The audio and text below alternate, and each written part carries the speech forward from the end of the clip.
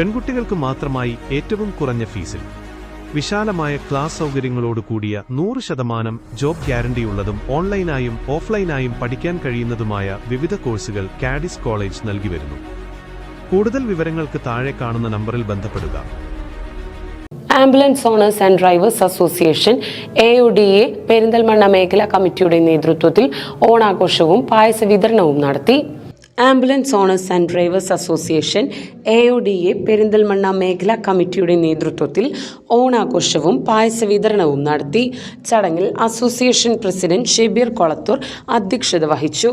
Perinthalmanna traffic SI Manoj KP ഉദ്ഘാടനം നിർവഹിച്ചു.